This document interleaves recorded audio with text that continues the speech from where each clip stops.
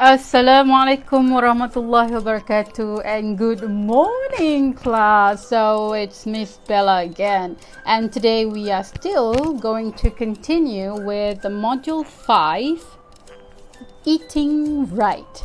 Let's get started. Let's do a recap. A recap is where you try to remember what you already learned in previous lessons. Cuba ingat semula. We learned a lot of vocabulary, and you can always open your textbook and look on top of page 49 until page 52. You can see pictures. I'm going to mention some of the vocabulary that we have learned before. Pear, peach, kiwi, basket, butter, sugar, flour, milk, chocolate, pineapple, cheese. Okay, there are a lot more, and you can look at your textbook to see more. We also learned countable and uncountable words. Ada makanan yang boleh dibilang, ada juga makanan yang tidak boleh dibilang. So those are countable and uncountable. Then we also looked at and some, and also the word any, how to use this with the food that we learned. Of course, we can use this with other words, other nouns, kata nama yang lain, but since we are focusing on food in this module, we learned how to use and some and any with food noun. Alright, and then we also learned collective nouns. Collective nouns are words that we use to show a group of people or things. If we are talking about food, then food are included in things. In an entity, we want to represent this food in a group or entity. Okay, so some of the collective nouns that we have looked at are a bottle of water, a cup of tea, a bag of crisps. Okay, we're talking about this food in a unit, in an entity. Or an can be used with singular and countable noun. For example, she eats a burger. We use a for this sentence because the noun that is used in this sentence starts with an initial sound of a consonant, B, and the sound is B, B. So we have to use a. We cannot use an. Second sentence, she eats an orange. An orange. You have to use an because orange starts with initial sound, bunyi awalan, vowel.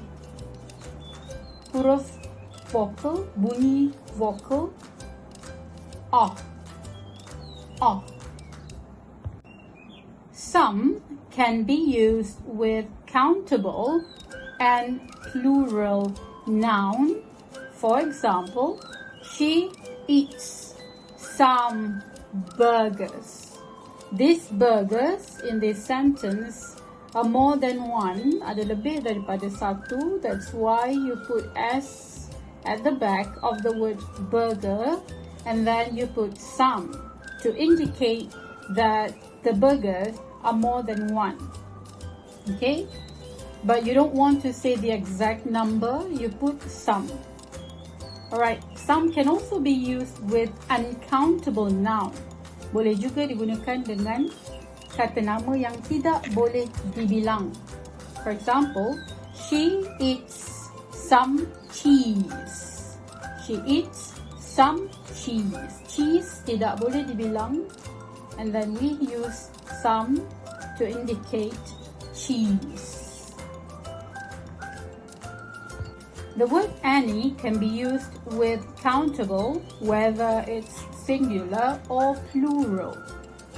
For example, is there any pineapple in the basket? Is there any pineapple in the basket? I use verb to be is because I'm talking about singular pineapple and I want to ask someone, is there any pineapple in the basket? Are there any pineapples in the basket? I can also use any with plural noun pineapples, but I have to use the verb to be are so that the verb and the subject will agree with each other. Okay? Uncountable. Any can also be used with uncountable noun. For example, the next sentence, I use the noun lemonade. Lemonade, jus lemon, tidak boleh dikira. So I can also use any, but I have to use verb to be is with uncountable noun. Kalau kata nama yang tidak boleh dibilang, kita mesti guna verb to be is. Okay? Cannot use are, cannot use am. You must use is. Okay. Any can also be used with a negative statement. Usually it's used with negative statement. For example, no, there isn't any pineapple in the basket. For this one, I use the word isn't to indicate that this is a negative sentence. Ayat ini adalah ayat negatif, kenyataan yang tidak benar, but you have to pair it with the word no.